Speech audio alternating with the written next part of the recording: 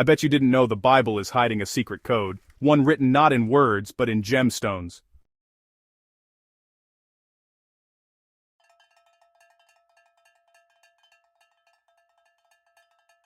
Chapter 1. A Universe Written in Stone. What if, woven into its ancient narratives and prophecies, there existed another layer of meaning, a secret code, not of letters and words, but of something far more primal, more enduring? What if this code was written in gemstones, from the very first book, Genesis, to the final, breathtaking vision in Revelation? These precious stones appear. They glitter in the dust of creation. They adorn the vestments of high priests. They form the very foundations of a celestial city. Are they mere decorations, simple mentions of wealth and beauty? Or are they something more, a silent language, speaking across millennia, waiting to be understood? This is a journey into that question. We will explore the possibility that these stones are not random inclusions but deliberate symbols. They are markers of divine design, carriers of profound spiritual truths. They speak of identity, of power, and of a destiny intricately linked to the cosmic order. Most people read the Bible and see the stories of prophets, kings, and disciples. They follow the lineage of humanity from a garden to a promised land. But beneath the surface of these familiar tales, a pattern of mineralogical significance lies dormant, a thread of crystalline light connecting the beginning of time to its very end. This is the story of that thread. This exploration invites you to look at the scriptures with new eyes, to see not just the ink on the page, but the fire within the stone. To consider that the creator of the universe, a master architect, used the very building blocks of the earth to communicate a deeper message. Gold, onyx, sapphire, and emerald. These are not just elements of geology. They are elements of theology. They are symbols that transcend culture and time, holding within their faceted structures a wisdom that speaks directly to the human soul. This is not a quest for hidden treasure in a literal sense, but for a treasure of understanding, a key to unlocking a secret dimension of the biblical narrative. We will embark on a path that traces these gemstones from their first appearance in the fertile land of Havilah to their ultimate placement in the glorious New Jerusalem. We will ask why these specific stones were chosen. What did they signify to the ancient peoples who first heard these stories? And, more importantly, what can they signify to us today, in a world so far removed from that ancient context? The answers may surprise you, they may challenge your perceptions, and they may reveal that the divine blueprint for creation is not only written in the stars above, but also in the earth beneath our feet, a universe captured in stone. Chapter 2. The Language of Symbols.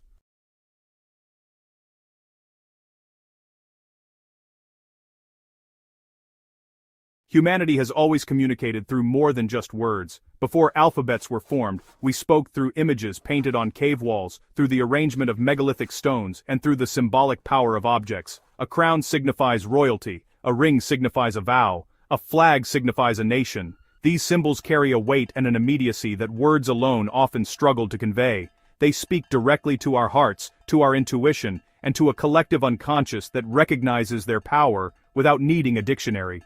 The Bible, a text steeped in the traditions of the ancient Near East, is profoundly rich with this kind of symbolic language, a tapestry woven with threads of deep, nonverbal meaning.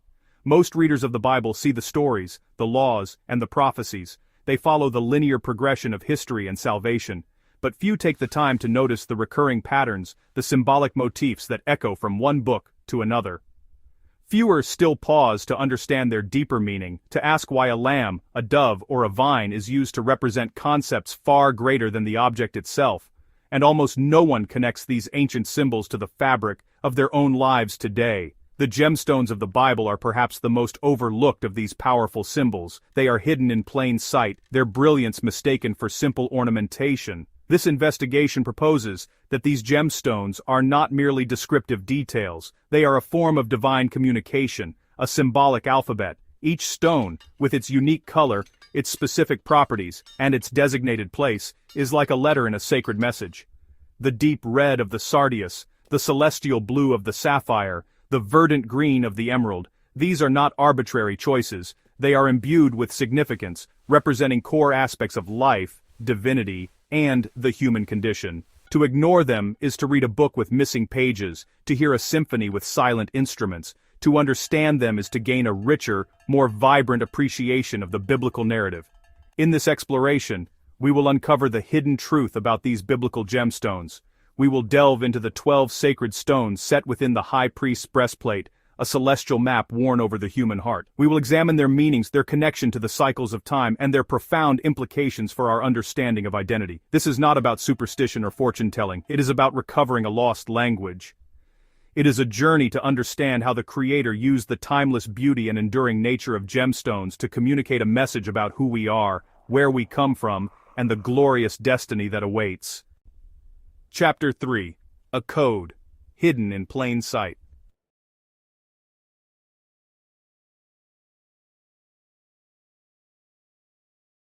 The idea of a code hidden within the Bible is not a new one. For centuries, scholars, mystics, and theologians have searched its pages for concealed patterns, numerical sequences, and prophetic allegories. They have sought a deeper layer of truth, believing that a text of divine origin must contain infinite layers of wisdom. Yet, while many have looked for codes in the arrangement of letters or the numerology of verses, a more tangible and visually stunning code has remained largely unexamined. This code is not written in ink but is forged in the heart of the earth. It is the code of the gemstones, a consistent symbolic system that spans the entire biblical canon. This code begins subtly, almost as a geographical footnote. In the book of Genesis, as the world is newly formed, we are told of a land rich in resources. This land, Havilah, is described as having the finest gold, aromatic resin, and two specific stones, bdellium and onyx. This is the first mention of precious stones in the Bible, and it is profoundly significant. It establishes from the very outset that these materials are not incidental to creation. They are an integral part of its goodness and value. They're foundational. They signify that beauty, structure, and preciousness are woven into the fabric of God's perfect world, a world not yet marred by human failing. The pattern, once established, continues to unfold with increasing complexity and importance. We move forward in time to the book of Exodus, where these symbols of divine value are transformed into instruments of divine communication. Here, we encounter one of the most powerful and mysterious objects in all of Scripture, the breastplate of judgment. This sacred artifact, worn by the high priest of Israel, was not merely a piece of ceremonial jewelry. It was a direct link to the divine will, a conduit for judgment and guidance. And at its heart were 12 gemstones, each one meticulously engraved with the name of one of the 12 tribes of Israel. This is where the code becomes explicit. The 12 stones are not a random assortment of pretty gems. They are a system. They are a living, symbolic representation of the entire nation of Israel, carried directly over the heart of the one man who could enter the presence of God in the Holy of Holies. Sardius, topaz, carbuncle, emerald, sapphire, diamond. Each name represents a people, a history, a purpose, and a destiny. The code is no longer just about inherent value, as in Genesis. It is now about identity. It is about a chosen people, their unique character, and their collective place in God's divine plan, a plan worn as a constant, shining reminder. Chapter 4. A Glimmer of Destiny.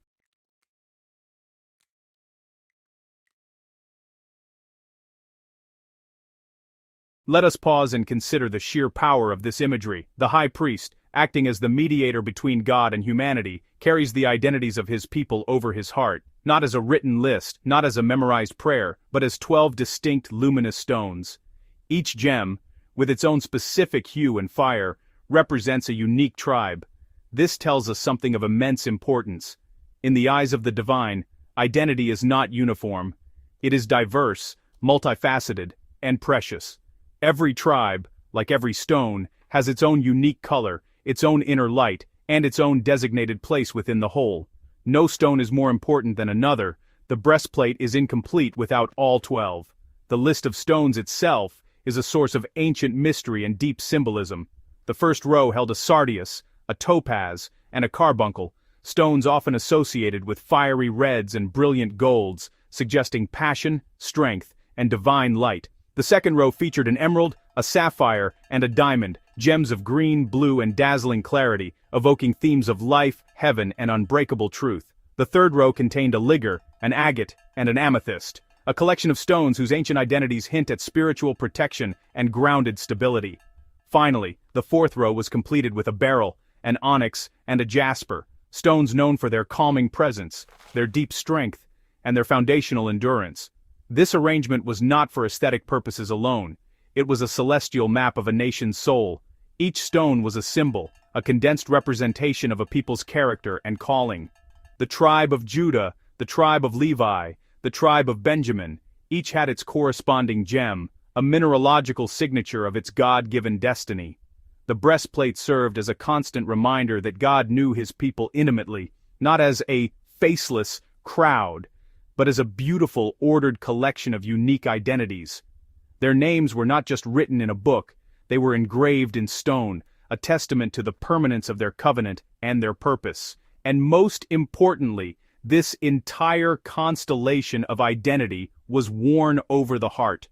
This placement is no accident. The heart, in ancient Hebrew thought, was the seat of the mind, the will, and the emotions. It was the core of a person's being. By placing the 12 stones over the heart, the Bible is making a powerful theological statement. Our true identity, our purpose, and our connection to the divine are not intellectual concepts. They are matters of the heart. They are meant to be carried closely, to be felt, and to be the very center from which we live and move. The code of the gemstones is a code that speaks to the deepest part of who we are. Chapter 5. A Question of Identity.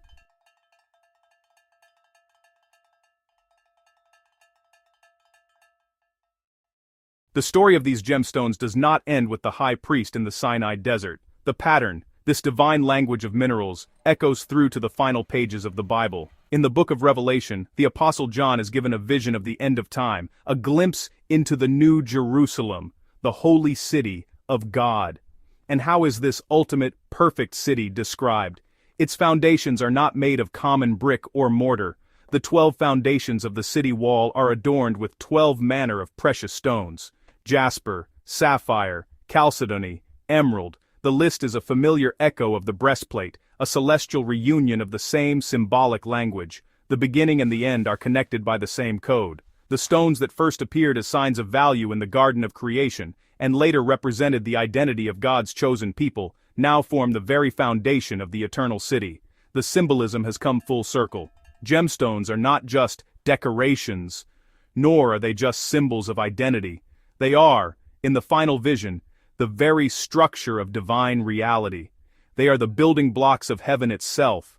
This tells us that the qualities these stones represent, strength, purity, wisdom, life, and royalty, are not temporary ideals.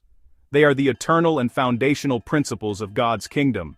This cosmic scope, stretching from Genesis to Revelation, forces us to ask a compelling question. If this symbolic language was so important in describing the foundations of the world, the identity of God's people, and the structure of the eternal city, what does it mean for us today? Are we merely outside observers of this grand, symbolic drama, or is there a connection that links this ancient code to our own lives, our own identities, and our own destinies? Could it be that the same principles apply? That each individual life, like each stone on the breastplate, has a unique color, a distinct purpose, and a designated place in a grander divine design? This is the central inquiry of our journey. We will move beyond the historical and theological to the personal and the practical. While the Bible does not assign a birthstone to every person in the way modern astrology does, the undeniable pattern of 12 identities linked to 12 stones opens a profound avenue for reflection.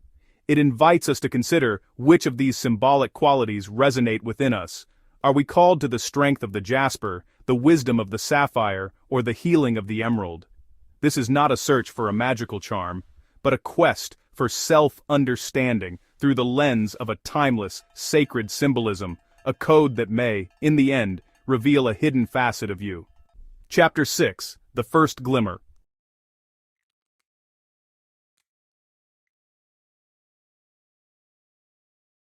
Let us begin. At the beginning. In the second chapter of the book of Genesis, after the grand narrative of the 7 days of creation, the text zooms in. It focuses on the garden planted in Eden, a place of perfect harmony between God, humanity, and the natural world. From this garden a river flows, a source of life that waters the paradise before dividing into 4 headwaters. It is here, in the description of the first of these rivers, the Pishon, that we encounter the very first mention of precious materials in the entire biblical story. The text tells us that this river winds through a specific land, a land named Havilah, a place of extraordinary primordial wealth. This is not a casual detail, it is a deliberate and foundational statement. Before the fall of man, before sin enters the world, before the first act of disobedience, the narrative pauses. It pauses to tell us about the inherent goodness and richness of the created order.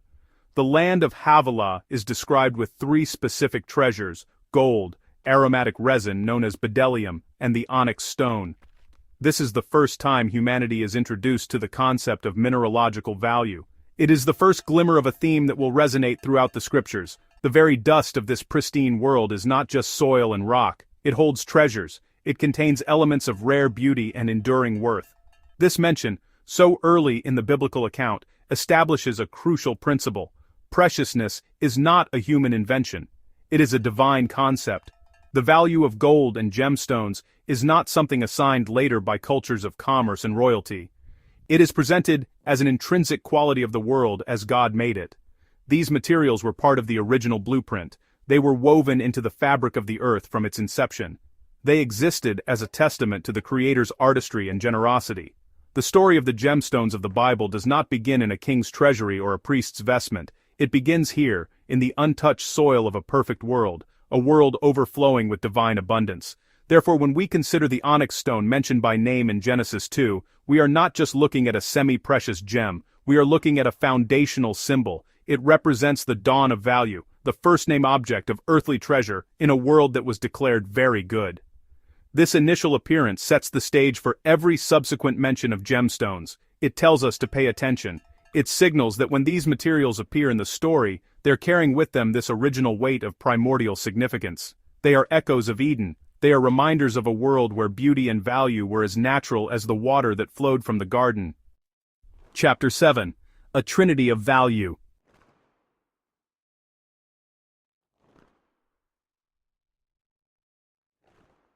The description of Havilah is remarkably specific. It does not simply say the land was rich, it names three distinct categories of treasure: a metal, a resin, and a stone: gold, bdellium, and onyx. This trinity of materials is profoundly symbolic, representing different facets of value within God's creation. First, there is gold. The text even adds a qualifier. The gold of that land is good. Gold, with its incorruptible nature and its radiant sun-like luster, has universally symbolized divinity, purity, and enduring worth across human cultures.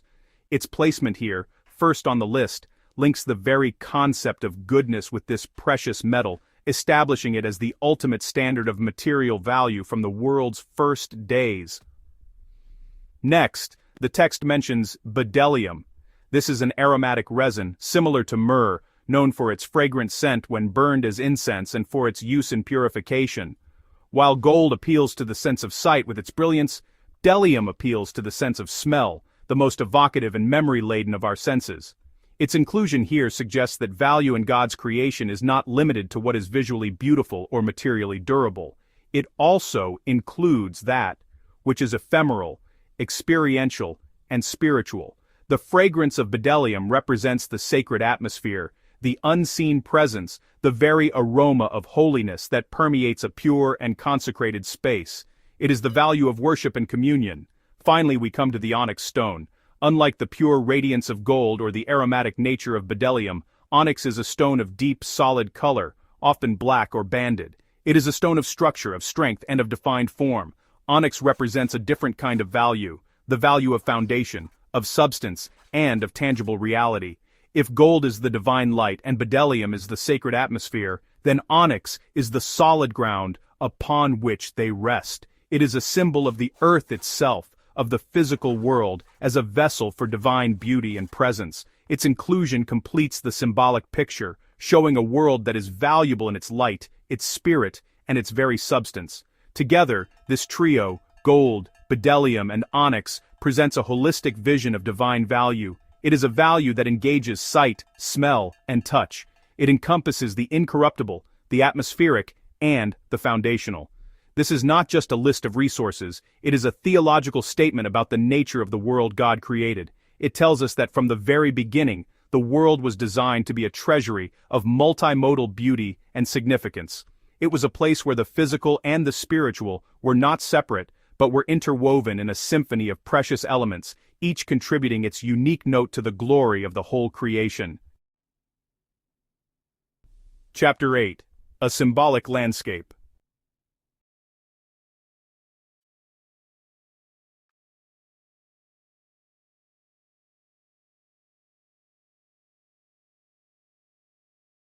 You know, it's really tempting to read the description of Havilah as just a simple geographical marker, maybe an ancient attempt to map the world as it was then known. Some scholars have actually spent their entire careers trying to pinpoint the exact location of this mythical land, searching for the Pishon River in places like modern-day Iraq, Arabia, or even beyond. But if we focus only on the literal geography, we risk missing the deeper, more profound message that's being offered here. The Bible, after all, is rarely just a book of maps. It's a book of meaning. The landscape it describes is often a symbolic one, a sort of spiritual topography where the features of the land represent divine truths. Havilah, in this sense, isn't just a place on a map. It's a state of being, an archetype of divine provision and perfection. Think of it, if you will, as the Bible's first lesson in sacred economics.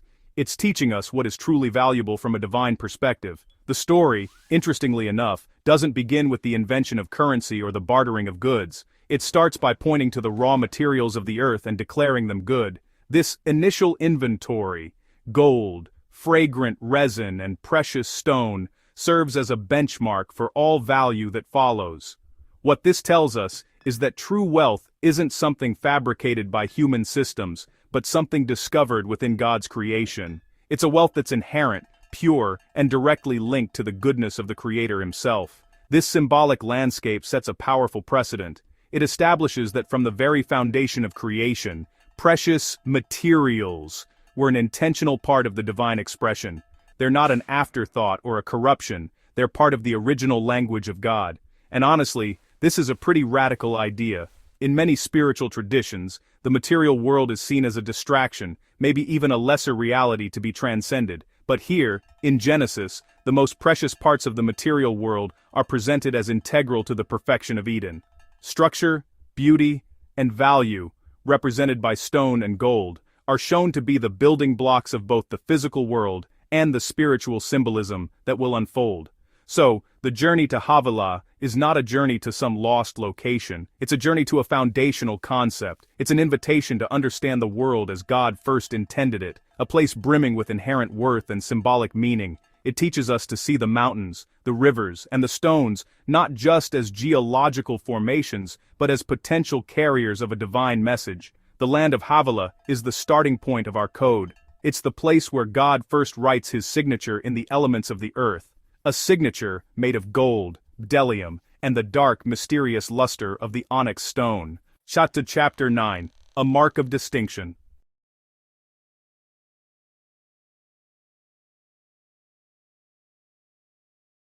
Within this first trio of treasures, the onyx stone actually holds a particularly significant position. While gold is a metal and bdellium is a resin, onyx is the very first specific gemstone named in the Bible, and that distinction is crucial. It elevates the onyx from just a mere commodity to a specific symbol, a kind of harbinger of the complex role that gemstones will play in the unfolding biblical narrative. Its very name, which comes from the Greek word for fingernail or claw, hints at its sharp, defined beauty and its potential for being carved and engraved.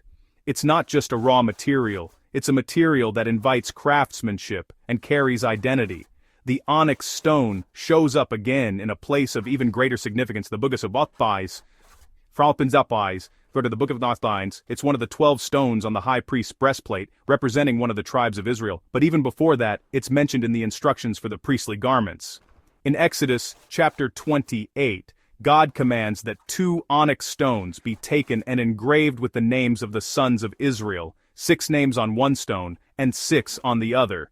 These 2 stones were then to be mounted in settings of gold and placed upon the shoulder pieces of the high priest's ephod, a sacred vestment worn for his service in the tabernacle. This is a powerful evolution of the stone's meaning. In Genesis, the onyx represented inherent value within creation. Now, in Exodus, it becomes a bearer of identity. It literally carries the names of the chosen people into the presence of God. The high priest bore the 12 tribes on his shoulders, a symbol of his responsibility and the burden of leadership. The onyx, with its deep foundational strength, was the perfect medium for this symbol. It signifies that the identity of God's people is a weighty, honorable, and precious responsibility, to be born with strength and dignity before the Lord. The stone is no longer just a treasure from the land, it is a record of a people. This dual appearance, first at the dawn of creation and then on the shoulders of the high priest, forges an unbreakable link. It suggests that the identities of God's people are as foundational and as precious as the treasures of the newly formed world.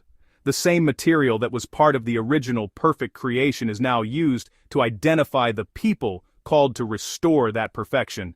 The onyx stone becomes a bridge between the ideal world of Eden and the world of covenant and redemption. Its journey from the riverbank of Havilah to the shoulders of Aaron tells a story of how God takes the raw, precious materials of his world and imbues them with the even greater preciousness of his people's identity. Chapter 10. The Foundations of a Divine Aesthetic.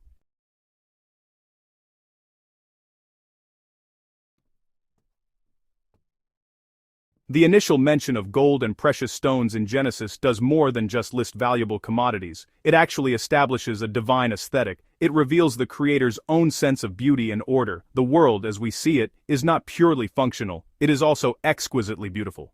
The presence of these materials in the pristine landscape of Havilah suggests that beauty, color, and luster are not just superfluous luxuries. They're actually fundamental to God's character and his creative expression.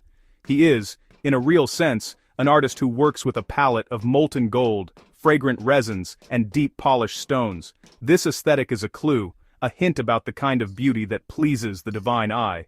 And this principle becomes a recurring theme throughout the Bible. When God later gives instructions for building the tabernacle, the portable sanctuary in the wilderness, the specifications are filled with these same precious materials.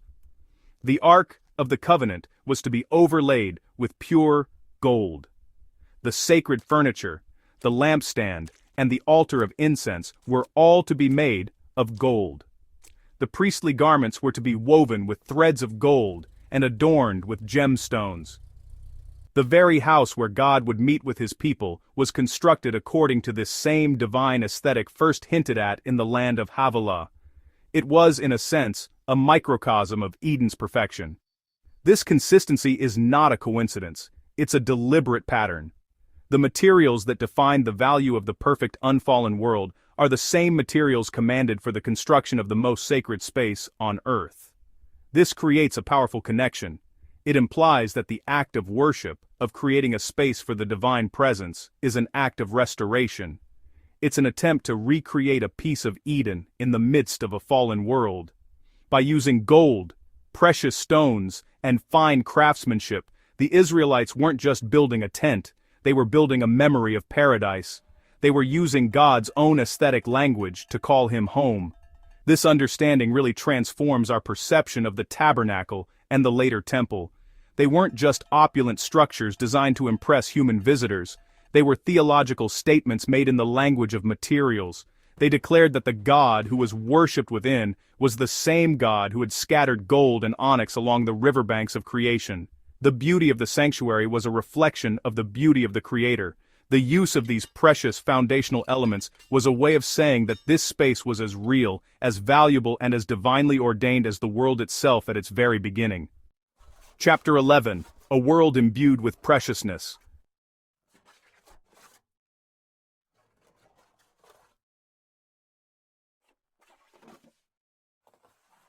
So, as we leave the second chapter of Genesis, we carry with us a profound and world-altering truth. The biblical narrative begins with the assertion that the physical world is imbued with preciousness. From its very foundation, creation was seeded with materials of exceptional beauty and enduring value. This is not a world of just mud and water, but a world of gold and onyx. It is a world where the Creator expressed his glory not only in the vastness of the cosmos and the complexity of life, but also in the mineralogical treasures hidden within the earth. This initial act of placing value within the land itself is the cornerstone of the entire symbolic code of gemstones. This principle challenges any worldview that seeks to devalue the material realm in favor of the spiritual. In the biblical account, there is no such dichotomy. The spiritual and the material are deeply intertwined. Gold is not merely a shiny metal, it is a symbol of divine purity. Onyx is not just a hard rock, it is a foundation stone of identity. The physical elements of the world are alive with potential meaning, waiting to be recognized and understood. This initial lesson in Genesis invites us to look at the world around us with new eyes, to see the potential for sacred symbolism in the very ground beneath our feet. This idea, that preciousness is woven into the fabric of creation, is the fundamental grammar of the language we are seeking to understand.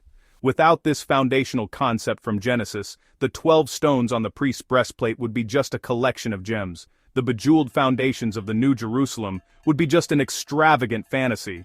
But with the context of Havilah, they become part of a coherent and unfolding story. They are the vocabulary of a divine language, whose first words were spoken in the description of a perfect land, watered by a river from the Garden of Eden.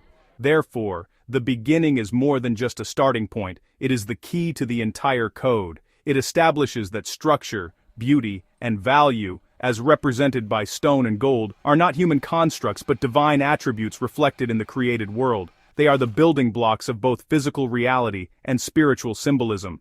As we move forward from Genesis into the epic of Exodus, we will see how these initial symbols of inherent value are taken up and transformed. We will witness how the raw materials of creation become the sacred emblems of a chosen people, and how a simple stone, first found in the dust of the earth, becomes a carrier of destiny.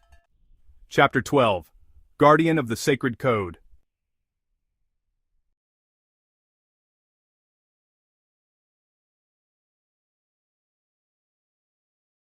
Step forward in time. The children of Israel have left Egypt behind. They wander in the wilderness, guided by pillars of cloud and fire. In this era of divine encounter, one figure rises above all others, the high priest. He is not a king, nor a prophet, but a mediator. A living bridge between heaven and earth. Every year, he enters the most sacred space, the Holy of Holies, in the tabernacle. His appearance is not ordinary. He is robed in splendor, dressed according to precise instructions from God himself. Every thread, every color, every ornament on his person carries a meaning, a message, a secret code. The high priest's most mysterious and powerful adornment is the breastplate of judgment. This is not merely a decorative chess piece. It is an artifact infused with purpose. It links the visible world with the invisible. It is a physical object that embodies spiritual truths. Its very name, judgment, speaks of its role. It is the centerpiece of discernment, wisdom, and divine communication for the people of Israel. The high priest bears this breastplate as a symbol of his singular duty to represent the people before God and to carry God's words back to the people.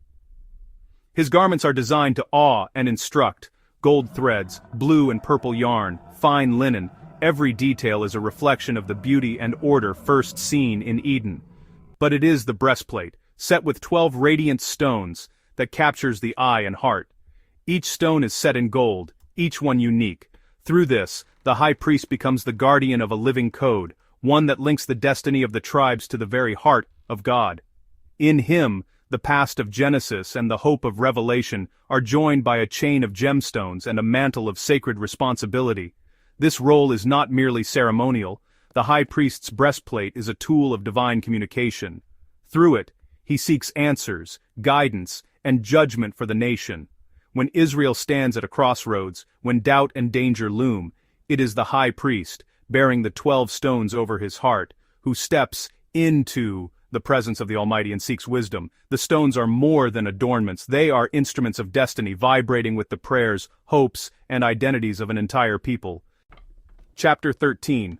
Blueprint of Identity.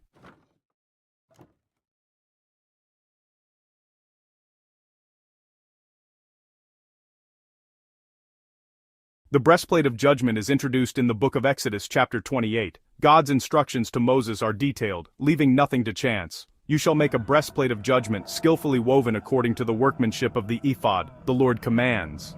The breastplate is to be square, doubled, a span in length and width. It is to be made of gold, blue, purple, and scarlet thread, and fine linen. The design is deliberate, mathematical, harmonious. A blueprint crafted not by human whim but by divine will. In this design, function and beauty are inseparably linked. The centerpiece of the breastplate is its 12 stones. Set in 4 rows of 3, each stone is different, and each is engraved with the name of a tribe of Israel.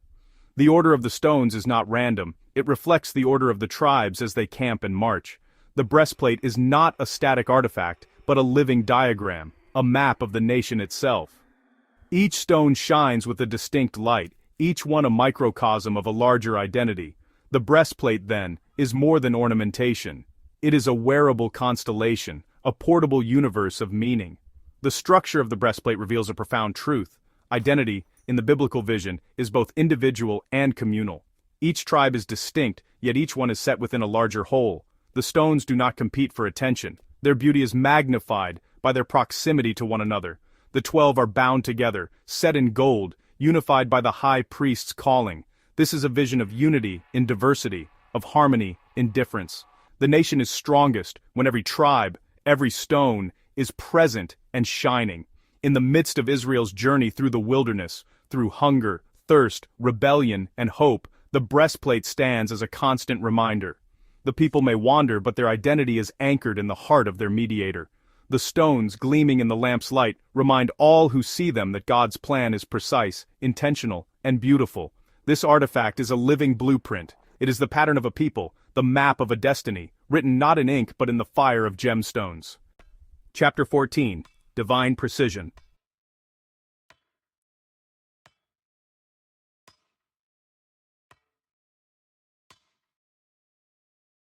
The making of the breastplate is an act of supreme craftsmanship. Bezalel, the artisan chosen by God, is filled with the Spirit for this very task. Every detail is executed with reverence and skill. The goldsmith hammers, polishes, and carves. The weaver blends the colors with masterful technique. The stones are selected, cut, and set with a jeweler's careful hand. This is not mere human artistry, it is divine precision, reflecting the Creator's own perfection.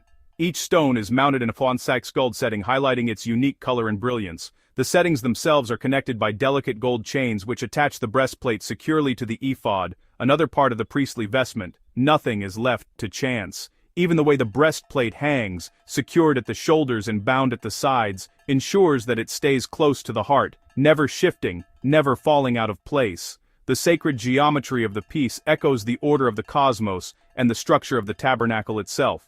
The selection of the stones is an act of discernment. Ancient commentators suggest that each one had to be flawless, free from crack, blemish, or dullness.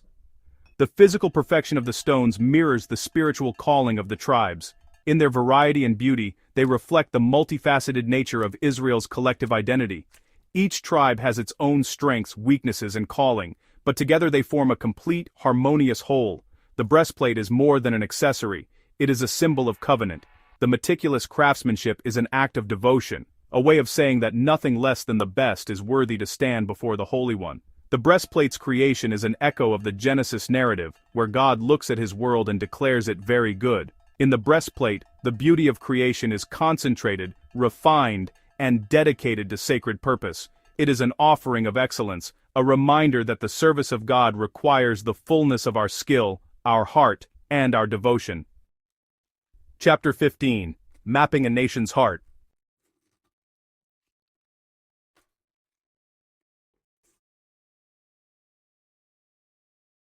Let us name each stone, as the ancient text does, and let us linger on their meaning. The first row, sardius, topaz, carbuncle. The second, emerald, sapphire, diamond. The third, ligure, agate, amethyst. The fourth, beryl, onyx, jasper. Each stone is paired with a tribe: Reuben, Simeon, Levi, Judah, Issachar, Zebulun, Dan, Naphtali, Gad, Asher, Joseph, Benjamin. These are not arbitrary associations. Each stone is chosen to reflect something essential about the tribe it represents: a quality, a story, a destiny. The sardius, deep red, stands for Reuben, the firstborn, symbolizing passion, life, and sometimes costly sacrifice. The topaz, golden and radiant, speaks of clarity and divine provision, fitting for Simeon. The emerald green and lush echoes the tribe of Levi, set apart for spiritual service, growth, and healing. The sapphire, blue as the heavens, is linked to Judah, the royal tribe, a sign of wisdom and connection to the divine. Each stone and tribe is a world in itself, a chapter in the unfolding story of a people called to be a light to the nations. The mapping is not just historical, these stones are living reminders. When the high priest moves, the stones move with him. When he prays, their engraved names rise before God. The tribes, scattered across the camp, are united on his chest. The 12 become one, their destinies bound together in the gold settings of the breastplate. This is identity as a living code, a message worn, seen, and carried into the presence of God. The association of stones with tribes is also a message to the future. As the generations pass, each tribe remembers its stone, its place, its calling. The order never changes. The code is fixed, eternal, unbreakable. In a world where identity can be lost or erased, the breastplate stands as a perpetual reminder: you are known, you are named, you are precious. The stones map the heart of a nation, each one unique, altogether indispensable. Chapter 16. The Power of Remembrance.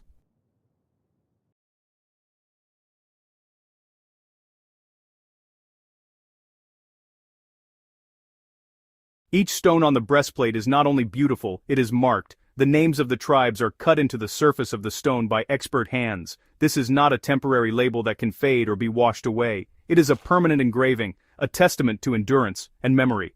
In the ancient world, engraving a name was a sacred act. It was a way of saying, you are remembered. You are part of a story that will not be forgotten. On these stones, the identity of the tribe is immortalized. The act of engraving is a spiritual metaphor. Just as the stone bears the name, so the people are born on the heart of the priest, and ultimately, on the heart of God. The permanence of the engraving suggests that identity, once given by the divine, cannot be erased by time, by exile, or by failure. It is an assurance to each tribe: no matter where you wander, your name is inscribed in the place of highest honor. You are carried into the presence of the Most High. This act of remembrance is not passive, it is active, living, and present. Each time the high priest dons the breastplate, the names come alive. When he enters the sacred space, he brings the memory and destiny of every tribe with him. The engraved stones become intercessors, their silent voices rising in the smoke of incense. The code of the stones is a code of memory, never forgetting, never losing sight of who and whose you are. The engraved names stand in stark contrast to the shifting sands of human history. Kingdoms rise and fall, families are scattered and lost, but on the breastplate, identity is anchored in eternity. The stones become witnesses, testifying to the unbroken connection between God and his people. In a world obsessed with forgetting, the breastplate is a beacon of remembrance, a sacred archive, a living testament to the enduring power of a name. Chapter 17. A Celestial Arrangement.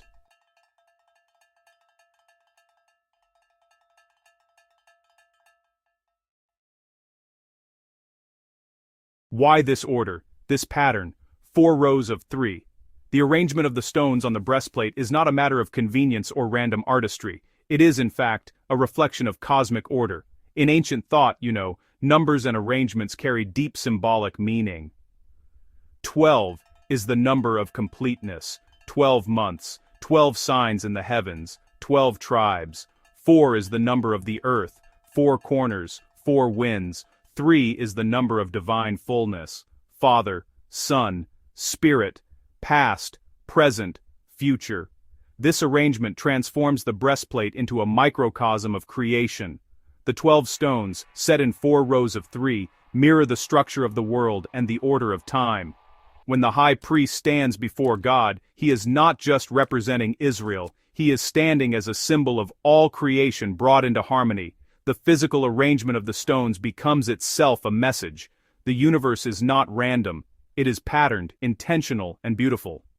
The order of the stones also reflects the camp of Israel as they journeyed through the wilderness. Each tribe had its designated place: north, south, east, west. The breastplate is a portable map, a reminder of unity in motion, order in journeying.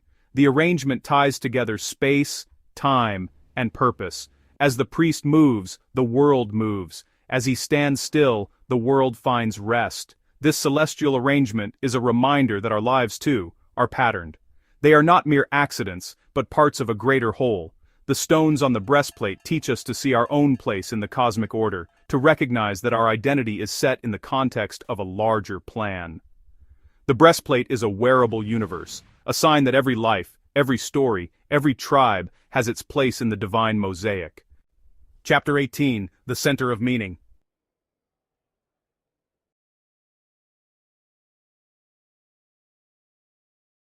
Perhaps the most poignant detail of the breastplate is its placement, over the heart. The heart in ancient Hebrew understanding was the seat of thought, will, and emotion. It was the center of a person's being, the place where choices were made and destinies shaped. By placing the 12 stones over the heart, the Bible makes a profound statement about identity. It is not carried in the hand, nor worn on the head. It is close, intimate, protected by the very core of the priest's life. This placement is not accidental.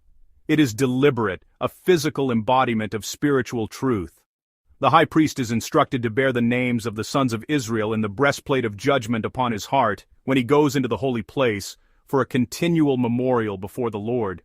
The heart is both the starting point and the destination. Identity, destiny, and divine remembrance are kept at the very center of being. This also speaks to the kind of leadership envisioned in the biblical world. The leader is not merely an organizer, a ruler, or a judge. He is a bearer, one who carries the people's identity, pain, and hope in the deepest part of himself.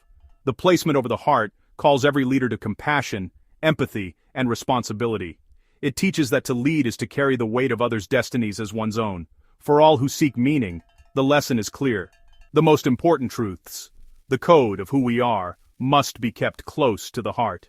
Not hidden, not forgotten, but cherished, protected, and lived from the core of our being.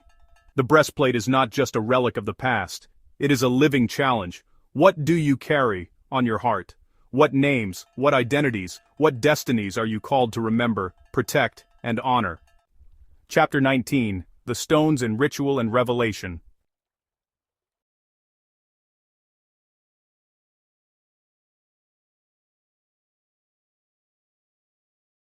The 12 stones of the breastplate are not silent. They play an active role in the rituals of Israel. One of the most mysterious uses of the breastplate involved the Urim and Thummim, two objects, possibly stones themselves, used to discern God's will in times of uncertainty.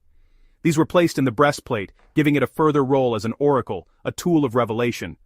When the people were faced with decisions too great for human wisdom, the high priest would consult the breastplate, seeking answers from the divine. The stones, therefore, became instruments of guidance. Their very presence testified to the possibility of divine encounter. The priest, standing before God, would ask a question, and the answer would come. Sometimes through a sign, sometimes through the lighting up of certain stones, sometimes through the casting of lots. The breastplate was a bridge between the human and the divine, a channel through which the mysteries of heaven could touch the realities of earth. This ritual use imbued the stones with a sense of awe and wonder. They were not mere decorations to be admired at a distance. They were portals to another world, keys to understanding that which lay beyond human sight and reason. The code of the stones was not simply a code of identity, it was a code of communication, a way of hearing the voice of the Creator in the midst of life's uncertainty. In times of crisis or hope, the people looked to the breastplate for answers. It became, in a very real sense, the heartbeat of the nation's spiritual life. The ritual use of the stones reminds us that symbolism, when grounded in the divine, is never empty. It is always an invitation to ask, to seek, to listen, and to receive wisdom from beyond ourselves. Chapter 20. From Ancient Priesthood to Modern Identity.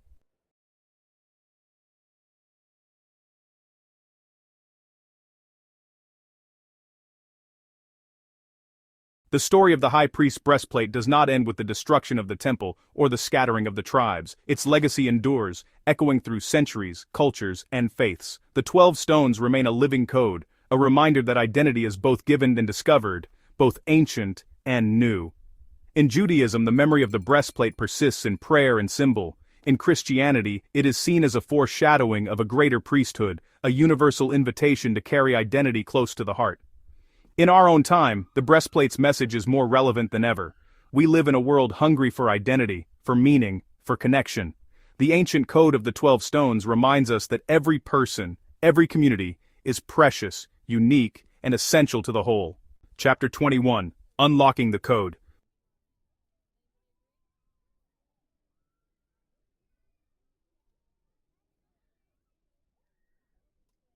In the heart of the ancient world, words were not the only way to communicate meaning. Sometimes, the message was silent, spoken through color, texture, and the enduring brilliance of stone. The Bible's 12 stones are not just ornaments on a priest's vestment, they're a language written in mineral, in fire, in the slow patience of Earth's formation. Each stone is a symbol, a vessel for meaning, a container for destiny, and a key to understanding the divine order. But to unlock this code, we must look closely. We must ask, what does each stone mean? What is it trying to tell us about ourselves, about time, about the Creator? The journey begins with the breastplate of the high priest, a square of gold and fabric, holding 12 stones, each engraved with a name. Reuben, Simeon, Levi, and the rest. Every tribe, every story, every lineage is there. But the stones are not chosen at random. Their colors, their properties, even their arrangement, all carry weight. They are a cosmic diagram, 12 stones for 12 tribes, 12 months, 12 divisions of time. This is not astrology, but something deeper. It is identity rooted in matter and meaning, a cycle that echoes through the very fabric of existence. Modern readers might be tempted to dismiss these gems as relics of a forgotten ritual, but the code still speaks. Each stone is a window into the qualities that form the foundation of a life well lived: courage, wisdom, renewal, endurance. These are not just virtues, they are the living fire within each gemstone, reflected in the stories of the tribes and in the journey of every soul. The stones tell us that identity is not flat, but faceted. Destiny is not singular, but many-sided, and every human heart carries within it the potential for brilliance. So, let us take up each stone in turn. Let us examine its color, its ancient story, and its message for today.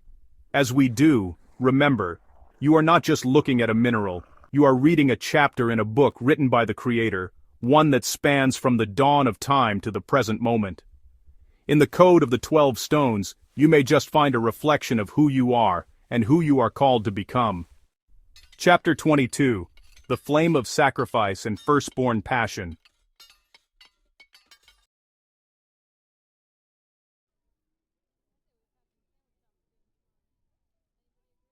The journey of the stones begins with sardius, known in later ages as carnelian. This stone radiates a deep fiery red, evoking the color of blood, the warmth of life, and the spark of passion. In the breastplate, sardius is linked to Reuben, the firstborn of Jacob. The stone's position at the beginning of the sequence is not accidental. It is the flame that starts the journey, a symbol of beginnings, of initiative, and of the cost that often comes with being first. Red is the color of sacrifice. In the ancient world, it was the color of blood spilled on the altar, the sign of life given and life received. The sardius tells us about the necessity of courage, of putting oneself forward, of accepting both the glory and the burden that comes with leadership. For Reuben, whose story is marked by both promise and failure, the sardius is a reminder that passion must be paired with wisdom. The fire that ignites the journey must also be tempered, lest it burn itself out too soon. But there is more. The sardius is also the stone of vitality, a token of strength, creative energy, and the drive to persevere. Ancient healers believed the stone could stop bleeding, symbolizing the power to contain, to focus energy, to turn raw passion into purposeful action. It is a call to live with intensity, but also with intention. For those who resonate with the sardius, the message is simple. Embrace your fire, but let it illuminate, not consume. In the code of the 12 stones, sardius stands as the beginning, the alpha of the journey. It sets the tone for all that follows, a life marked by courage, sacrifice, and the willingness to blaze a path for others. It is the stone of the firstborn, the leader, the pioneer, and in every cycle of time, every new beginning, its flame still burns. Chapter 23. The Gold of Clarity and Divine Favor.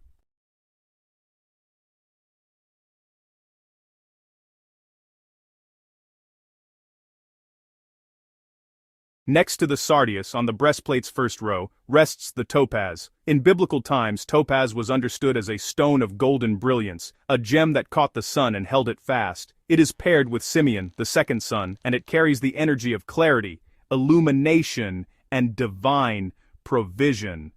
Where sardius is the fire, topaz is the golden light that reveals the path ahead, Gold, in every culture, stands for purity, wealth, and the favor of heaven. Topaz mirrors these qualities, not only in its sun-like hue, but in its capacity to bring things to light. It is the stone of insight, of seeing things as they truly are. For the tribe of Simeon, whose history was marked by both zeal and excess, topaz offers a lesson in balance. To be favored is not enough. One must use that favor wisely, with clarity of purpose and humility of spirit. Topaz is also a stone of protection. In ancient lore, it was believed to ward off poison, to shield the wearer from harm, and to bring clarity in times of confusion. It was worn by kings and priests as a sign of authority and as a talisman for wisdom.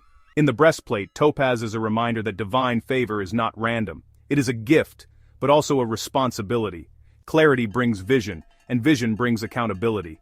For the modern seeker, topaz bids us to embrace the light of understanding, to strive for clarity in thought, in motive, and in action.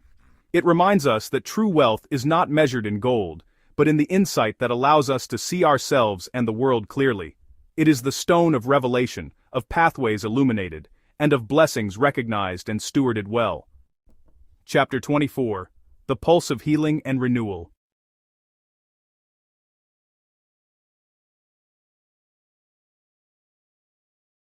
The third stone in the breastplate's first row is emerald, a gem of deep, vibrant green. To the ancient mind, green was the color of life, of fields in bloom, of growth after rain. The emerald is allied with the tribe of Levi, the priestly mediating tribe.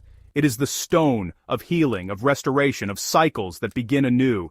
In the code of the stones, emerald is the pulse of vitality that runs through everything that lives. Emerald's historical reputation is rich with stories of renewal.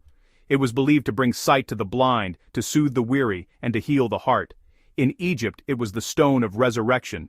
In Rome, it was the sign of Venus, the goddess of love and fertility. For Levi, the tribe whose role was to intercede, to restore, to guide the people back to God, the emerald's symbolism is clear. It is a call to be an agent of renewal, a restorer of brokenness, a healer in times of pain. The emerald also speaks to the idea of growth. Not all growth comes easily. Sometimes it requires pruning, tending, and care. The stone teaches the necessity of patience, of nurturing what is fragile, and of trusting the slow, steady work of healing. It tells us that seasons of barrenness will be followed by seasons of abundance, if we are willing to do the work of renewal. In the code of humanity, emerald invites us to embrace the cycles of life, to see every ending as a potential new beginning, to become, in our own ways, healers, restorers of hope, builders of community, and bringers of new life. For anyone longing for a fresh start, emerald promises that renewal is not only possible, it is written into the very stones of destiny. Chapter 25. Sky-bound Wisdom and the Thread of Truth.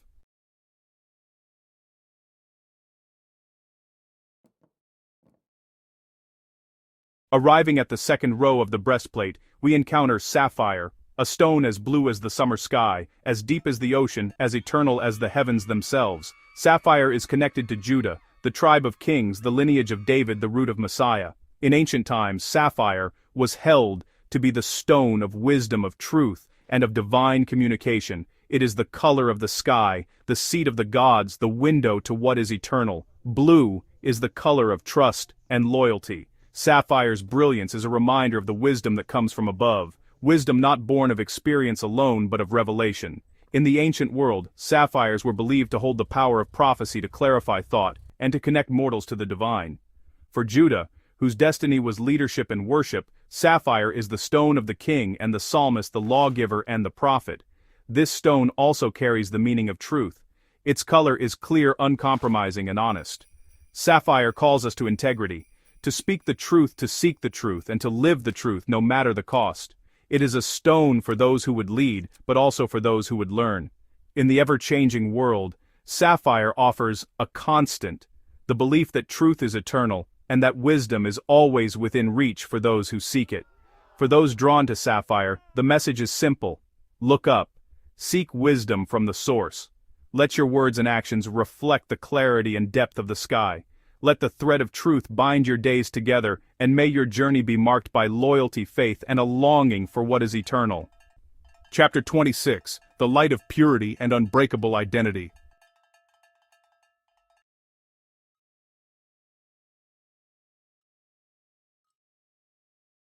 The next stone in the sacred sequence is diamond, clear, radiant, and considered by many to be the hardest substance on earth. On the breastplate, diamond corresponds with the tribe of Naphtali, a people known for their swiftness, their agility, and their ability to overcome obstacles. The symbolism of diamond is unmistakable. It is the stone of purity, of strength, of an identity that cannot be shattered. Diamond's clarity speaks of transparency, of a life lived in the open, with nothing to hide. Its strength represents resilience, the capacity to endure hardship, to bear weight, and to emerge unbroken. In ancient times, diamonds were valued not only for their brilliance, but for their power to cut through stone, to resist destruction, to shine even in the darkest places. For Naphtali, this was a promise. Your journey will not always be easy, but your spirit cannot be broken. But diamond also speaks of the pursuit of perfection. Not in the sense of flawlessness, but in the sense of becoming fully, transparently, and unbreakably oneself. In a world that encourages compromise and concealment, diamond calls us to stand firm, to be true, to reflect the light that has been given to us. Its message is one of hope, that in the end, what endures is not what is easiest, but what is truest. For the modern soul, diamond is a shield and a mirror. It protects, but it also reveals. Its brilliance is a reminder that purity is not weakness, but the ultimate strength. In every trial, every storm, diamond stands as a witness, the promise that identity, when rooted in truth, cannot be destroyed. Chapter 27, Fire, Transformation, and Ancient Brilliance.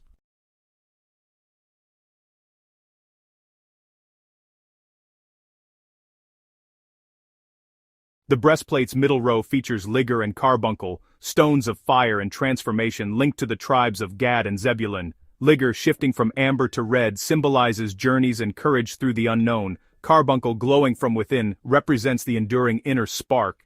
These stones remind us that transformation refines us, and in fire, hidden brilliance is revealed. Chapter 28, Grounding, Spiritual Awareness, and Protection.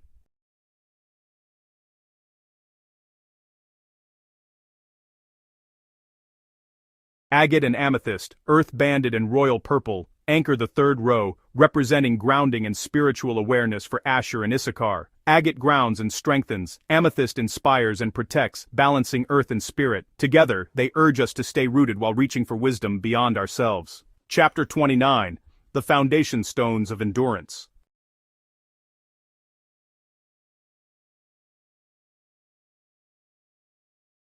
The final row, beryl onyx jasper, grounds the breastplate in harmony, strength, and endurance for Dan, Joseph, and Benjamin. Beryl calms and balances, onyx protects and strengthens, jasper anchors with steadfastness. These stones call us to build on solid ground, enduring with quiet faithfulness.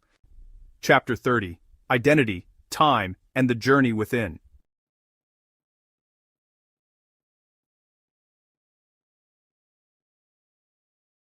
The 12 stones together reveal a code, a cycle of identity and transformation. Each stone marks a moment in the journey, reflecting who we are and who we become. Chapter 31, A City of Light.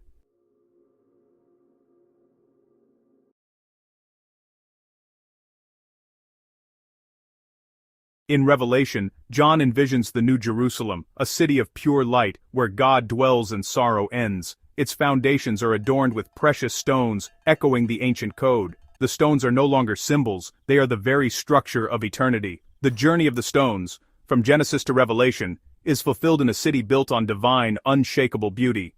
Chapter 32, A Celestial Blueprint.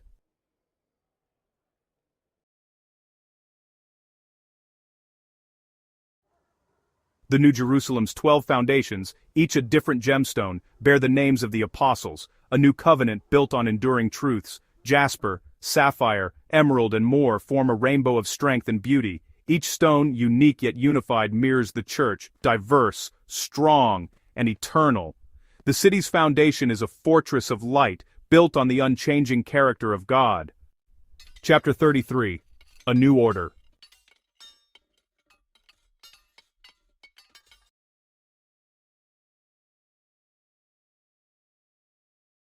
The stones of revelation echo those of the breastplate, but with new order and additions, signaling fulfillment, not repetition. The old journey gives way to a permanent home. The code evolves, revealing deeper beauty and meaning. The new arrangement marks arrival, not wandering.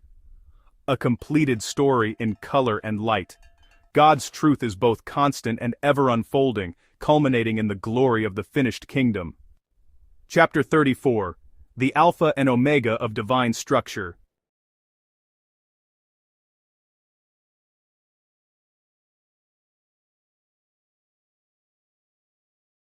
Jasper and gold define the New Jerusalem. Jasper as the radiant wall, gold as the transparent city. Earthly materials are transformed. Jasper becomes crystalline, gold becomes clear, revealing God's glory without barrier. The city's structure is both strong and luminous, its presence perfectly knowable. The journey from raw creation to perfected city is complete. God's unveiled presence shines through every stone. Chapter 35. The Fulfillment of the Code.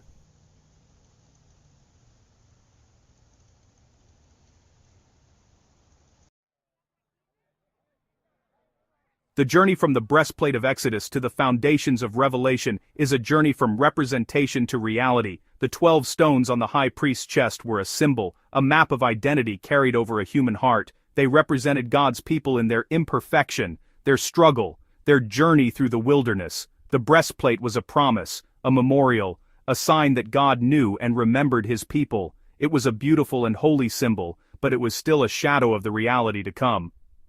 It pointed forward to a time when the representation would no longer be needed because the reality would be fully present. In the New Jerusalem, that reality has arrived.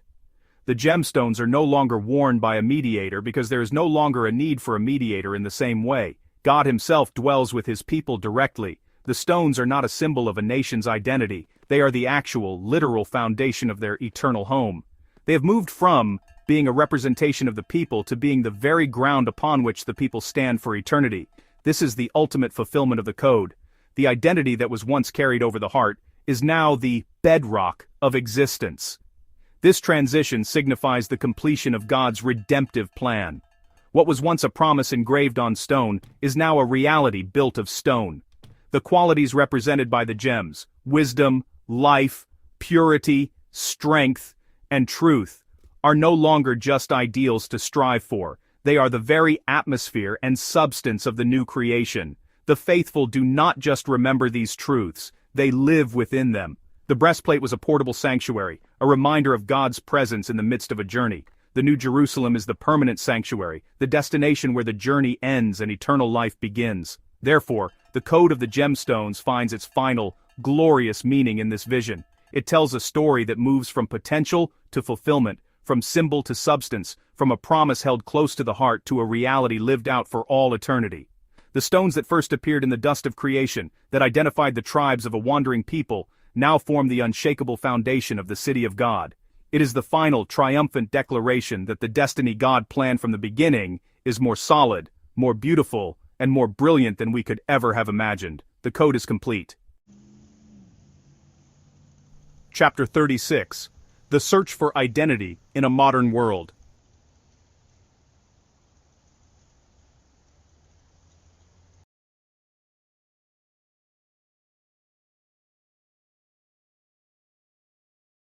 In our fast-paced digital age, the question of identity has never been more complex. We are bombarded with messages about who we should be, what we should value, and how we should present ourselves to the world. We curate our lives on social media, build professional personas, and navigate a sea of fleeting trends, often feeling disconnected from any deep, authentic sense of self. The ancient code of the gemstones, however, offers a powerful antidote to this modern confusion. It suggests that true identity is not something we invent or assemble from external expectations. Instead, it is something inherent, precious, and divinely imprinted, much like the name engraved on an indestructible stone. This ancient symbolism invites us to shift our perspective. Rather than asking, "Who do I want to be today?" we are prompted to ask a more profound question: what qualities has the Creator already embedded within me? The Bible's use of gemstones as markers of identity suggests that each person possesses a unique combination of strengths, virtues, and purposes. Just as the breastplate required 12 different stones to be complete, our world requires a full spectrum of human character. This model challenges the modern tendency to chase a single, idealized version of success, and instead celebrates the diversity of our God-given natures, urging us to discover and embrace our own unique inner brilliance. The gemstones offer a language for this journey of self-discovery. Are you a jasper, providing quiet strength and stability to those around you, or perhaps a sapphire, driven by a deep need for truth and wisdom? Maybe you are an emerald, with a natural gift for healing and fostering growth. These are not simplistic labels like modern personality tests, but deep, archetypal symbols that encourage reflection.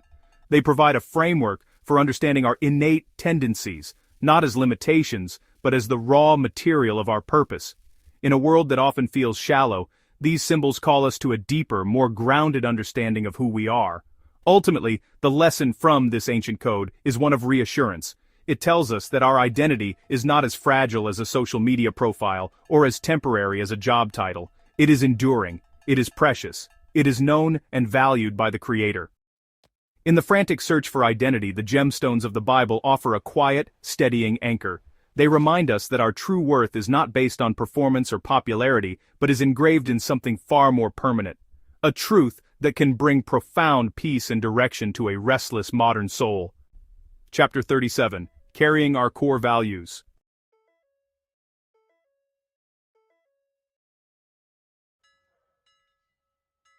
The image of the high priest wearing the breastplate of judgment over his heart is one of the most resonant symbols for modern life. The heart, in our contemporary understanding, remains the center of our deepest convictions, our passions, and our moral compass. The breastplate, therefore, becomes a powerful metaphor for consciously choosing and carrying our core values. In a world of moral relativism and constant ethical challenges, we are all called to be priests of our own lives, discerning right from wrong, and navigating our path with integrity. The question is, what stones are on our personal breastplate? What values do we carry over our heart every day? This symbolism encourages us to engage in a deliberate act of moral and spiritual curation. Just as each stone on the breastplate was distinct and flawless, we too must clarify our own guiding principles. Is compassion one of your stones? Is integrity another? Perhaps courage, loyalty, or creativity are part of your personal array. The act of naming these values is like engraving the stones. It gives them form and permanence, transforming them from vague notions into active principles that we carry into our interactions with the world. This breastplate of the heart becomes our guide for making decisions, both large and small. Furthermore, the biblical narrative specifies that the breastplate was worn as a continual memorial before the Lord. This teaches us that our values are not just for public display, they are a matter of private conscience and spiritual accountability. They are the principles we live by when no one is watching. In our modern world, it is easy to have a public set of values for our resume or social media bio, and a private one that governs our actual behavior. The breastplate challenges this division, calling for a radical integration of our beliefs and our actions, holding them close to our heart as a constant, unwavering guide. Living with a breastplate of the heart is a profound spiritual practice. It requires regular examination. Are my stones still shining? Have I neglected one of them? Have I allowed a flawed or counterfeit value to take a place on my breastplate? This ancient symbol, far from being an obsolete relic, becomes a dynamic tool for living a purpose-driven life. It empowers us to navigate the complexities of modern existence, not with a rigid set of rules, but with a vibrant, glowing collection of core values that we have chosen to carry, protect, and honor in the very center of our being. Chapter 38. A tool for self-reflection.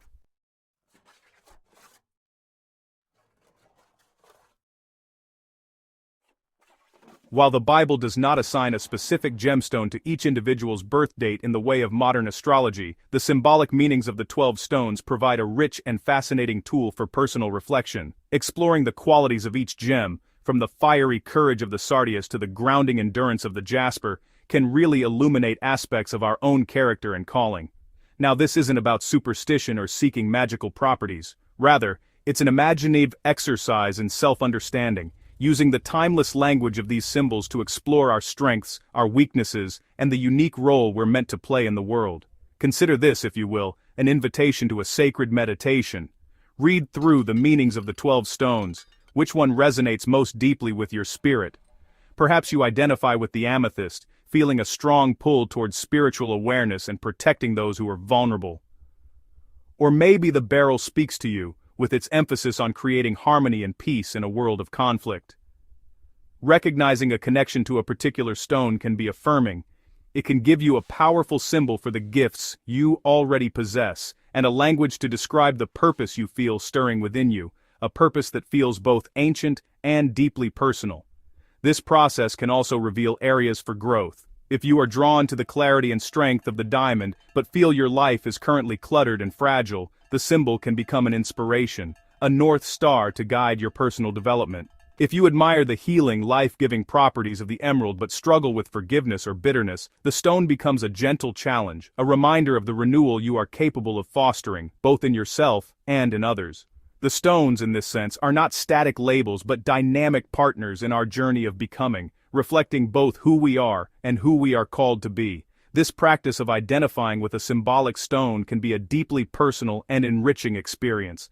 It connects our individual story to the grand, sweeping narrative of the Bible. It reminds us that the qualities valued by the divine, strength, wisdom, purity, love, are meant to be embodied by real people in the real world. By finding your symbolic stone, you're not claiming a special status, but rather accepting a sacred responsibility to cultivate the unique light that the Creator has placed within you, and to let it shine as your unique contribution to the beauty of the whole. Chapter 39. Lessons for Community and Leadership.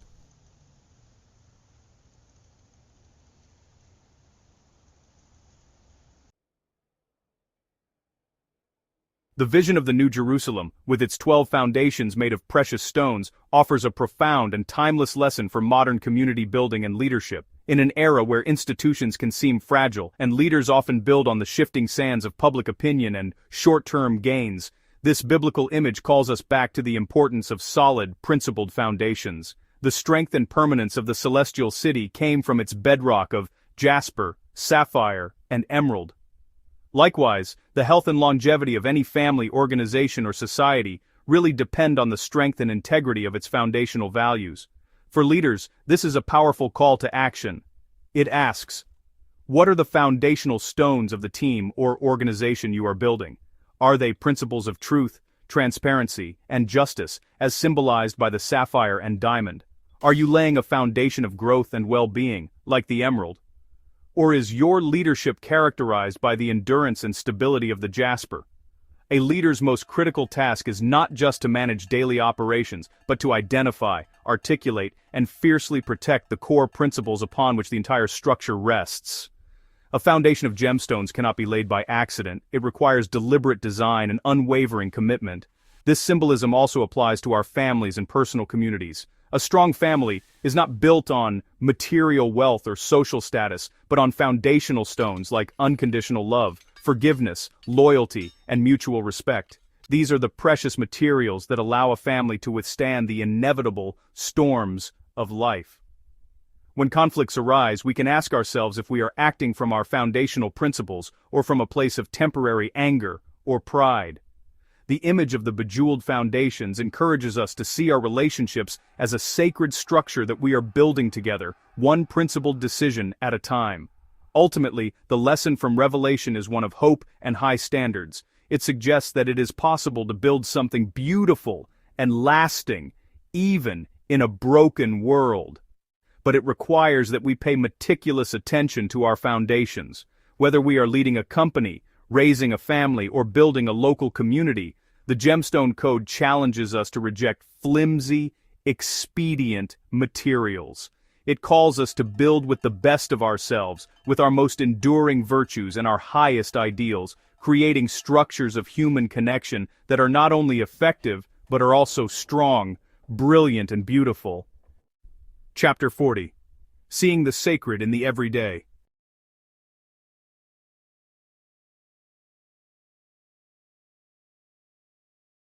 Perhaps the most transformative application of the Bible's Gemstone Code is how it trains our eyes to see the sacred in the seemingly ordinary material world. In a culture that often treats nature as a mere resource to be consumed and commodities to be traded, this ancient symbolism re-enchants the world around us. It reminds us that the physical elements of creation, the stones beneath our feet, the colors of the sky, the light of the sun, are imbued with potential meaning.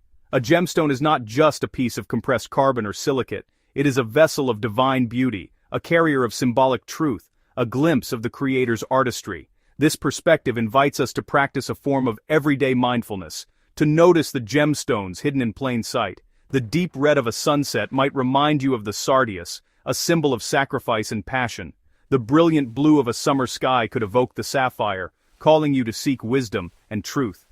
The resilient green of a sprout pushing through concrete might become your emerald, a personal sign of hope and renewal. By connecting these everyday sights to the deep symbolism of the biblical stones, we transform a mundane walk into a sacred pilgrimage, finding messages from the divine written in the language of light and color. This practice helps to dissolve the false wall between the spiritual and the material. The God who created the deep truths of faith is the same God who forged the beauty of an amethyst crystal. This understanding allows us to find spiritual nourishment not only in prayer or scripture, but also in the beauty of a well-crafted piece of jewelry, the geology of a mountain range, or the simple, solid presence of a stone held in our hand. It sanctifies the material world, seeing it not as a distraction from God, but as a direct expression of God's own creative, beautiful, and orderly nature. In the end, the journey through the Bible's gemstone code is a journey back to a more integrated way of seeing. It reminds us that from the first mention of onyx in Genesis to the final vision of a city built on jasper, the story of God is written in the very substance of the earth. We are invited to see this enduring brilliance all around us, to recognize that we live in a world that is shot through with divine meaning. The next time you see a gemstone, whether in a museum or a jewelry store, pause and remember, you are not just seeing a stone. Chapter 41, From Genesis Dust to Celestial City.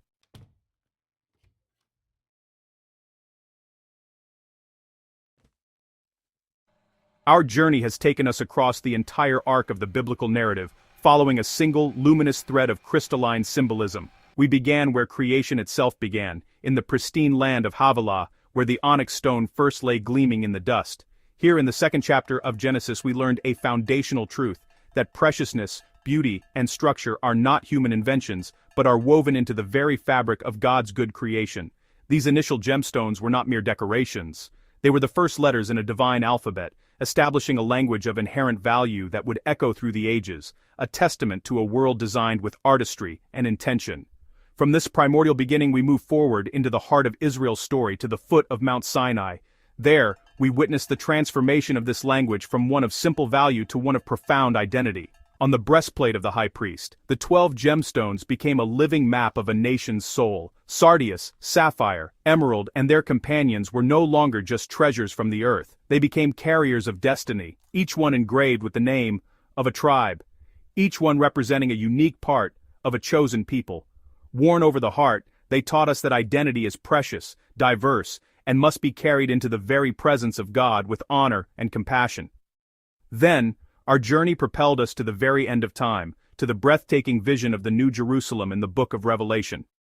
Here, the crystalline thread reached its magnificent conclusion. The gemstones were no longer just symbols of value or identity. They became the literal, unshakable foundations of the eternal city of God. The same materials that defined the beauty of the first creation now formed the bedrock of the new.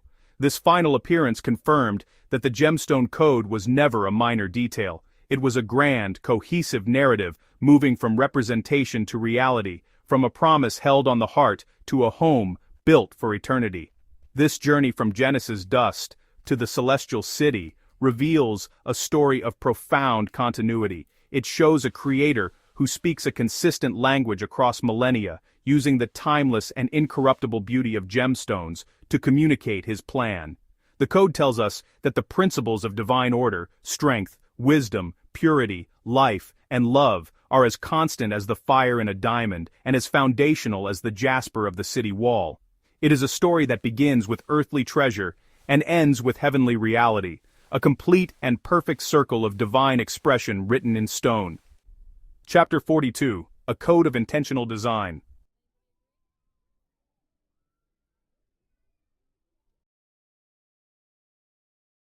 Throughout this exploration, one truth has shown with the clarity of a perfectly cut diamond creation is not random. The recurring systematic appearance of these 12 gemstones across the biblical canon is a powerful argument against a universe of blind chance. It points, instead, to a universe of intentional design, authored by a divine mind that communicates through patterns, symbols, and a consistent aesthetic of glory. The Gemstone Code is not a collection of coincidences. It is a meticulously crafted language, a silent sermon preached through color, light, and form, reminding us that every detail in the divine plan has a purpose. This language of light and stone serves as a constant reminder that God is a God of order and beauty. The precise arrangement of the stones on the breastplate, 4 rows of 3, and the deliberate stacking of the foundations in the New Jerusalem speak of a designer who values harmony, structure, and the perfect placement of every part within the whole. He is an artist whose palette includes the fiery red of the sardius and the celestial blue of the sapphire. He is an architect who builds with the enduring strength of jasper and the pure radiance of gold. The universe, this code suggests, is not a chaotic accident but a majestic sanctuary, built with care and filled with meaning. This intentionality extends beyond the grand scale of creation to the very heart of human identity. The breastplate, with each stone representing a different tribe, proclaims that our diversity is also part of the design. No 2 stones are alike, and the breastplate would be incomplete and imbalanced without all 12. This is a powerful message for a world that often struggles with difference. It tells us that our unique qualities, our distinct colors and inner fire, are not flaws to be homogenized but essential contributions to the beauty of the collective whole. The design is intentional, and that intention includes you. Therefore, the ultimate revelation of the Gemstone Code is the revelation of a designer. It pulls back the curtain of the material world to show the mind and artistry behind it all. It assures us that the world is not a meaningless void, but is charged with purpose and significance. The gemstones are tangible evidence that we live within a story, a grand narrative crafted by a creator who communicates his love, his order, and his beautiful intentions not only in words written in books, but in the enduring brilliance of the stones he forged in the heart of the earth. Chapter 43, a reflection of personal destiny.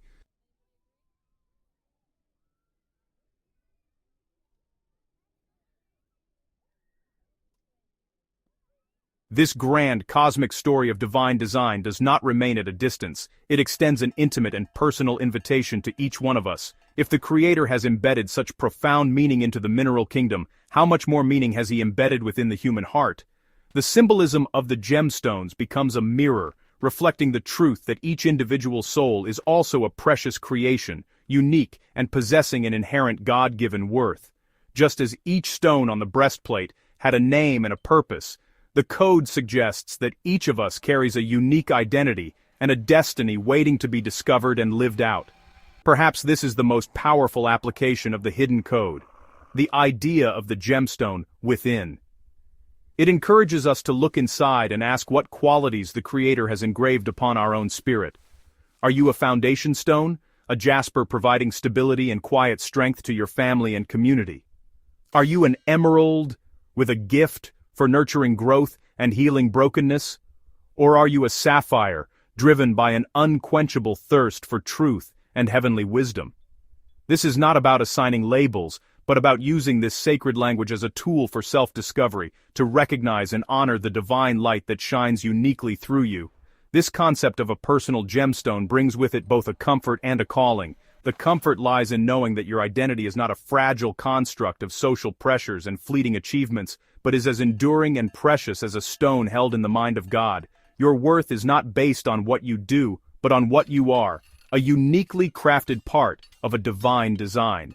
The calling, however, is to live in a way that allows this inner light to shine. It is a call to polish the facets of our character through acts of courage, compassion, and integrity, so that the world might see the beauty of the design we carry. In a world that often measures value in terms of productivity and profit, the Gemstone Code offers a different, more profound measure of worth. It tells us that we are valued for our very being, for the unique color and light we bring to the world. It suggests that our personal destiny is to become the most authentic and brilliant version of the person we were created to be. The journey of understanding the Bible's gemstones is ultimately a journey inward, to find and cherish the precious, indestructible, and God-given gemstone within. Chapter 44, A Final Invitation.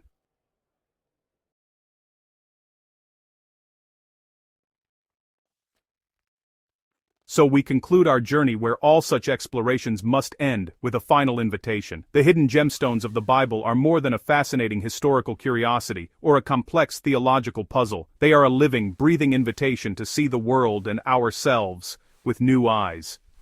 They invite us to see the hand of the divine designer in the beauty of the natural world, to recognize the sacred language of symbols that surrounds us, and to discover the profound sense of purpose that comes from understanding our place within this intentional design. The code, once seen, cannot be unseen. It re-enchants the world. From this day forward, a gemstone will never be just a stone again. When you see the deep red of a ruby or garnet, you may be reminded of the sardius and the call to passionate courage.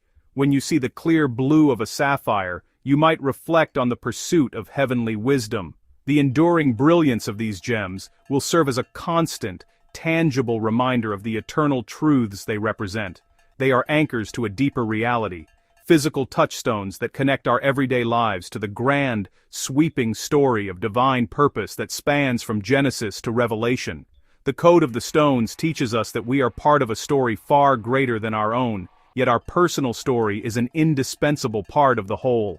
You are a unique facet in this divine mosaic, and your light is needed. The final invitation, therefore, is to ask yourself, what does this mean for me? Which stone's qualities am I called to cultivate? What foundation am I building my life upon? The breastplate was worn over the heart, and the foundations of the holy city were built of these principles. The message is clear. These truths are meant to be the very center of our being and the bedrock of our existence. So the next time you encounter one of these hidden jewels of creation, whether in a museum, a story, or a shaft of colored light, pause.